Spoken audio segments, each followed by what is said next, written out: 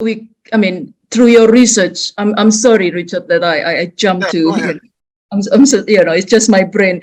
So, but all it, through your massive research, of course, you identified certain organizations, institutions, individuals who together or separately really run the New World Order. So coming back to the notion of being aware or not being aware, I'm very interested in your views actually on how you see Indonesia in this New World Order, whether Indonesia is just a piece of a unit which actually not aware whether it's the system itself or the actors in Indonesia, or actually there may be some actors who may be aware and involved in this big structure of the New World Order.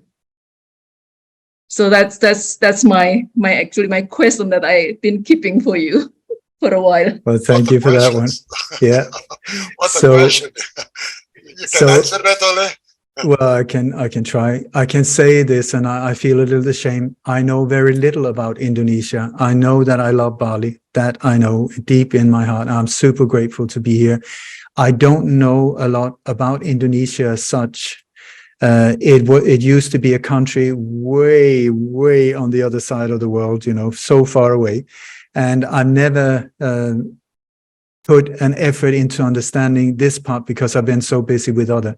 So if we take it to the level you are asking about, because it is, in the beginning, I was looking at top political assassinations, these type of things. I had no idea that they were connected. Many, many of them are connected. I had no idea that there was these forces. I didn't know about the Bilderberg Group. I didn't know about the Illuminati. I didn't know about New World Order. I had zero idea. And so I've been sort of like stumbling into a minefield almost, really. My naivety have saved my life many times because I haven't known what I got myself involved in, but then over the years, the more I learned, the more I started to see that things are actually connected behind the scenes, that we are seeing almost like a theater play being performed in front of our eyes through media and through all kinds of things, but that the real power is somewhere behind them. Somebody is pulling the strings behind them. And over the years, it's like I've got into a helicopter, and this helicopter has gone higher and higher and higher and higher. And that's when I started to see how these things were connected in a much more detailed way. And through certain organizations like the Bilderberg Group, the Trilateral Commission, the Council on Foreign Relationship, the Club of Rome, the Committee of 300, these type of things. And then behind or involved is also a lot of Freemasonry and Illuminati and satanic cults. And I mean, oh my God. And then you have, as their tools, their different organizations that are presented to us as something beautiful, that is fantastic, like the European Union, like the United Nations, like NATO. I'm sorry to say this about maybe you think that NATO and these organizations are wonderful. Sorry to no, actually, agree with you. I've been actually listening to similar views that you've just mentioned from my husband for many years. So yes, it's not about views in my point of view. It's me finding out that they are telling you one thing and then they're doing something completely different. That is the thing, that if they say, hello, we're NATO, we're a massive killing machine on a global scale, we can be hired by anyone and we can go in and start unjust wars anytime. We will bomb the crap out of these, whatever it is. They have nothing to do with it. The only problem with that country is that they have different minerals or oil or gold or, organ trafficking and whatever. If they put that on their website, I could respect that. And then I could say, okay, fine, that sounds horrible to me. I'm going to stay away. That is not how they're being presented.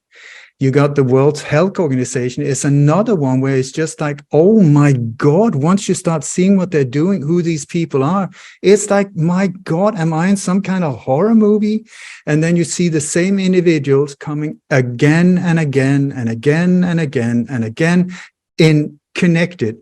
So we come to Indonesia, where I don't know so much. I don't know the details. I hardly know the name of the president, but I know for sure that Indonesia is very, very interesting for them and very difficult for them, because very interesting because of you got incredible wealth here. I mean, it's the minerals, the gold, all of these type of things, the nature, unbelievable. So for sure, they are very, very keen on getting their hands on them. I can guarantee without knowing anything that it's foreign companies that are here sucking out the riches of Indonesia. I can guarantee that it's not the normal people that will be benefited by that. But at the same time, it's an absolute nightmare for a dictator, like a dictating power, because you got like 17,000 islands. How many languages, how many different people, how many different Banjar and their rules and villages and all. I love it. I love it. It is the exact nightmare and the exact opposite of what they're trying to accomplish with the New World Order, where all power is centralized in one. Here, good luck with that. I say good luck with that. And I loved it through lockdown here, where it was like, in Spain, we had roadblocks that was for real. I mean, they were really scary. We had military, we had helicopters, we had all of that. It was like a military situation, and doing what I do, not comfortable being me, because these type of individuals are very often picked up early on. So anyway, not happy there. We come here, lockdown again, I freak out. I see roadblocks. I mean, my body is just, I suffer from different type of PTSD type of thing. So my body just freaked out when I saw it. But then I saw their Instagram. They were saying between 8 and 2 in the afternoon, we have a roadblock here. So if you come 2:15, just pass right through it. And these people were sort of like lying around playing with their cell phones, not really interested. And new regulations. Now you cannot do this. 3 days later, nobody remembered. It was like, there was something we were not allowed to do. I don't remember, and so I love it. You go to like Scandinavian countries, a rule, the law is the law. It is like this. It's so square. It's so locked in. Here, on the other hand, you have corruption, but the corruption are there as well. It's just that there you don't see it. Here, it's very obvious. And in one way, I mean, I am not pro-corruption, but what I found out during these years that I've been here is like, even if you got yourself into a really horrible situation, if you can find the right person or you have money enough, you can get off the hook. In the other countries I'm talking about, you are dead meat. It's like locked away, put away in a mental institution forever and ever. I've seen it happening to several of my friends. I've had friends murdered, put in prison, I mean, horrible, horrible. So anyway,